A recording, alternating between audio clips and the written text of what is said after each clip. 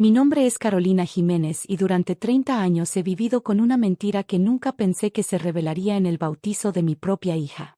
Mientras sostenía a mi pequeña Isabella en brazos, vestida con el mismo ropón de bautizo que había usado mi abuela, nunca imaginé que este día sagrado se convertiría en el momento en que toda mi historia familiar saldría a la luz. La iglesia de San Miguel estaba llena hasta el último banco. Como fiscal federal especializada en crimen organizado, había invitado a colegas, jueces y funcionarios del sistema judicial que habían sido fundamentales en mi carrera.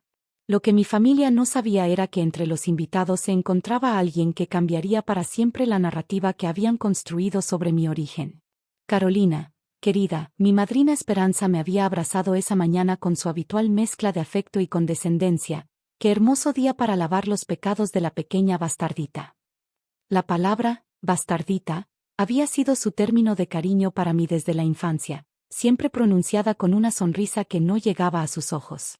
Esperanza Morales se había autoproclamado mi madrina después de la muerte de mis padres cuando yo tenía 5 años, asumiendo el papel con una mezcla de caridad cristiana y superioridad moral que había definido nuestra relación durante décadas. Esperanza, por favor, mi esposo Miguel me susurró al oído, es el bautizo de nuestra hija. No te preocupes, le respondí, aunque por dentro sentía la familiar tensión que siempre acompañaba las ocasiones familiares importantes. Ya sabes cómo es. Lo que Miguel no entendía completamente era la compleja dinámica que había dominado mi crianza. Esperanza había sido la hermana menor de mi abuela materna, una mujer que había visto mi adopción no oficial como una oportunidad de elevar su estatus en la comunidad. Durante años, había usado mi historia como huérfana para generar simpatía y admiración por su generosidad al criarme. Como fiscal federal, había aprendido a leer entre líneas, a detectar inconsistencias en las historias, a cuestionar narrativas que parecían demasiado convenientes. Pero había una historia que nunca había cuestionado, la de mi propio origen. Esperanza había tejido una narrativa de abandono y salvación que había aceptado sin dudar durante toda mi vida. Tus padres eran delincuentes, me había dicho cuando era niña. Narcotraficantes que murieron en un tiroteo. Nadie más quería criarte, pero yo, por la bondad de mi corazón, te adopté. La versión había evolucionado a lo largo de los años, pero el núcleo permanecía constante. Yo era el producto de padres criminales, salvada por la caridad de Esperanza. Era una historia que explicaba mi interés en la justicia criminal, mi pasión por perseguir a los malhechores, mi necesidad de limpiar las manchas de mi herencia. Mientras me dirigía hacia el altar con Isabella en brazos, podía ver a mis colegas distribuidos por toda la iglesia.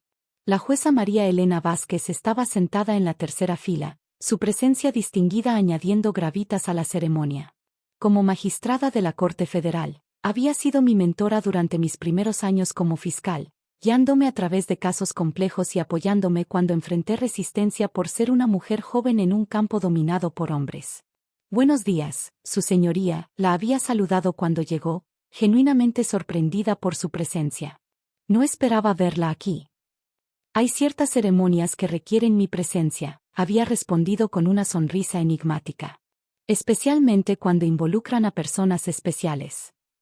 Había algo en su tono que me había intrigado, pero las responsabilidades del día habían empujado la conversación de mi mente. El padre Martínez comenzó la ceremonia con las palabras tradicionales, su voz resonando en las paredes de piedra de la iglesia centenaria. Isabella dormía tranquilamente en mis brazos, ajena al drama que estaba a punto de desarrollarse a su alrededor. Queridos hermanos, el sacerdote se dirigió a la congregación. Nos reunimos hoy para dar la bienvenida a Isabella Jiménez Torres a la familia cristiana, bajo la guía amorosa de sus padres y madrina. Era en este momento cuando tradicionalmente se presentaba a la madrina. Esperanza se había vestido para la ocasión con un traje púrpura que había comprado específicamente para demostrar su importancia. Se acercó al altar con pasos medidos, disfrutando claramente de la atención de toda la congregación. Esperanza Morales se presentó al padre Martínez con voz alta y clara, madrina de Carolina desde que era una niña abandonada, y ahora madrina de su hija. Había algo en su énfasis en niña abandonada, que me hizo estremecerme. Durante años había aceptado esta descripción de mi pasado, pero algo en la forma en que lo pronunció frente a toda la congregación me hizo sentir expuesta y vulnerable. Padre, Esperanza continuó, aparentemente decidida a aprovechar su momento en el centro de atención. Antes de proceder, creo que es importante que la congregación comprenda la importancia de este momento. El padre Martínez alzó una ceja, claramente sorprendido por la desviación del protocolo tradicional. Perdón. Como madrina de Carolina, he sido testigo de su transformación de una bastarda sin futuro a una mujer respetable. Las palabras salieron de su boca como dagas envueltas en terciopelo. Esta niña, Isabella, representa una nueva generación, libre de las manchas del pasado criminal de su madre. El silencio que siguió fue absoluto. Podía sentir las miradas de cientos de personas, muchas de las cuales conocían mi carrera profesional y mi reputación. La humillación era deliberada y calculada, diseñada para reducirme a la narrativa que Esperanza había creado sobre mi origen. Esperanza, murmuré, esto no es apropiado. No es apropiado. Su voz se elevó, claramente disfrutando el drama. ¿No es apropiado recordar cómo llegaste a esta posición? ¿Los sacrificios que hice para criarte cuando nadie más te quería? Miguel dio un paso adelante, su rostro rojo de indignación. Señora Morales, esto es completamente inaceptable. Joven, Esperanza esse dirigio a mi esposo con destin, claramente no en teens law situation. Esta mujer que has elegido como esposa viene de una familia de criminals. Sus padres eran narcotraficantes, asesinos. Sin mi intervención, ella habría terminado en la calle o peor.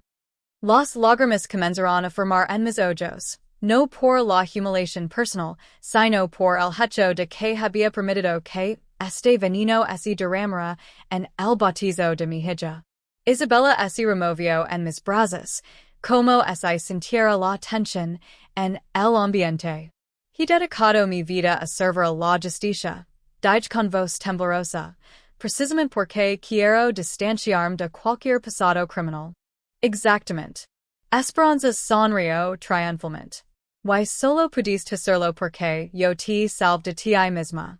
Esta niña nunca será nada en la vida, no aprende desde temprano que debe ser agradecida por las oportunidades que le han dado. Fue en ese momento cuando una voz clara y autoritaria cortó el como un trueno. Permitime corregir. Todos los ojos se dirigieron hacia la Jueza Vázquez, quien se había puesto de pie en la tercera fila. Su presencia comandaba respeto inmediato.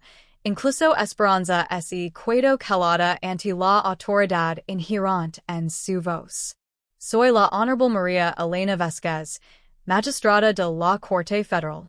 Su voz lino cada rincón de la iglesia. Hay varias imprecisiones graves en lo que acabamos de escuchar. Esperanza parpadeó confundida. Su señoría no entiendo. Primero, la Jueza Vázquez camino hacia el altar con pasos medidos. Carolina no es una bastarda, como usted tan cruelmente la ha llamado. Sus padres estaban casados legalmente. Mi corazón comenzó a latir con fuerza. Esta era información que nunca había conocido. Segundo, continuó implacablemente. Sus padres no eran criminals. El capitán Roberto Jiménez era oficial de la Policía Federal, especializado en operaciones antinarcóticos. Su esposa, la doctora Ana María Herrera, era médica forense para el Ministerio Público. El mundo parecía estar girando a mi alrededor. Toda la narrativa que había definido mi identidad durante 30 años estaba desmoronando en tiempo real. Tercero, la Jueza Vázquez se acercó más a Esperanza, quien ahora parecía haber perdido todo su color. Carolina nunca fue adoptada por usted. De hecho, usted no tiene ningún derecho legal sobre ella. Eso es imposible. Esperanza tartamudeó. Yo la creí. Nadie más la quería. ¿Por qué usted secuestró a una niña en estado de shock después del asesinato de sus padres? La voz de la Jueza Vázquez había vuelto fría como el hielo. Y porque la verdadera tutora legal estaba siendo protegida en un programa de seguridad federal. El silencio en la iglesia era tan denso que así podía cortar con un cuchillo. Mi mente lucaba por procesar lo que estaba escuchando. Verdadera tutora legal? Logar articular. La jueza Vesquez así giro Hashimi. Y por primera vez 6 lágrimas en sus ojos. Carolina, soy María Elena Vesquez Herrera. Ana María era mi hermana mayor. Yo soy tu tía, tu madrina real, y tu tutora legal desde el día que naciste. El mundo así detuvo. Isabella comenzó a llorar en mis brazos, como si sintiera la intensidad emocional del momento. Miguel me rodeó con sus brazos, manteniéndome de pie mientras procesaba la magnitud de esta revelación. No. Esperanza retrocedió, sacudiendo la cabeza violentamente. Esto es mentira. Yo la creí. Yo la salve. Usted la robó. La jueza Vesquez sacó una carpeta de su bolso. Y durante 30 años, he estado buscándola. Abrió la carpeta, y sacó una serie de documentos, y fotografías. Estos son los certificados de nacimiento y matrimonio originales de sus padres. Esta es la orden judicial que me nombraba como tutora, en caso de que algo les para. Y estas. Saco un sobrelino de fotografías. Son fotos de Carolina conmigo y su familia real antes de que desapareciera. Las fotografías paran de mano en mano entre los invitados cercanos. En ellas, así veía a una niña pequeña que era innegablemente yo, abrazada por una mujer más joven que era claramente la jueza Vesquez. Había fotos de cumpleaños, de Navidad, de momentos familiares, normales y felices. El día que mataron a Roberto y Ana María, la jueza Vesquez continuó, su voz temblando ligeramente. Carolina estaba con su abuela materna. Cuando llegué a buscarla, me dijeron que había desaparecido. Durante años pensé que había sido asesinada también. Esperanza había comenzado a retroceder hacia la puerta lateral de la iglesia, claramente buscando una salida. Pero varios de mis colegas del sistema judicial habían discretamente bloqueado las salidas. ¿Cómo me encontraste? Pregunt, mi voz apenas un susurro. Cuando comenzaste a trabajar como fiscal, tu nombre apareció en nuestros sistemas. Al principio no estaba segura, pero cuando six tu foto en los periódicos después de ese caso importante contra el cartel, sonrió a través de las lágrimas. Eres idéntica a tu madre. ¿Por qué no te acercaste antes? ¿Por qué necesitaba estar segura de que era seguro? Los hombres que mataron a tus padres tienen conexiones largas y vengativas. Tuve que asegurarme de que no ponía en peligro tu vida o tu carrera. Miguel habló por primera vez desde que había comenzado la revelación. Los asesinos de sus padres fueron capturados y condenados hace 5 años, la jueza Vesquez respondió. El último miembro de la organización murió en prisión el año pasado. Solo entonces fue seguro revelar la verdad. Esperanza finalmente encontró su voz, aunque sonaba desesperada y quebrada. Yo la amé. La creí como si fuera mi propia hija. Usted la manipuló. La jueza Vesquez se dirigió a ella con la autoridad completa de su posición.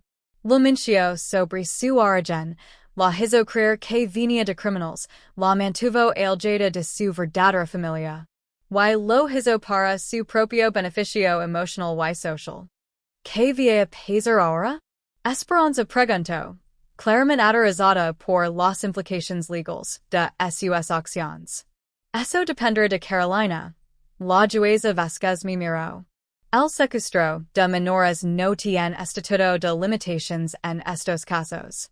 Pero también entiendo que hay relaciones complejas involucradas. Mayra Esperanza, esta mujer que había definido mi vida durante 3 décadas. A pesar de sus mentiras y manipulaciones, había sido la única madre que había conocido. Pero también había usado esas mentiras para controlarme, para hacerme sentir que la debía mi existencia. Quiero saber todo, dije finalmente. Toda la verdad sobre mis padres, sobre mi familia, sobre lo que realmente pasó. Por supuesto, la jueza Vázquez Asencio. Tienes derecho a conocer tu verdadera historia. El padre Martínez, quien había presenciado todo en silencio, carraspeó suavemente. ¿Desean continuar con la ceremonia? Mira Isabella en mis brazos, luego a Miguel, luego a la mujer que acababa de descubrir que era mi tía. Sí, pero con la madrina correcta. Las semanas siguientes fueron un torbellino de revelations y reconciliations. La jueza Vázquez, María Elena, como ahora la llamaba, llenó los vacíos de 30 años de historia familiar. Mis padres habían sido héroes, no criminals. Habían muerto porque así habían acercado demasiado a una operación de corrupción que involucraba policías de alto rango y narcotraficantes.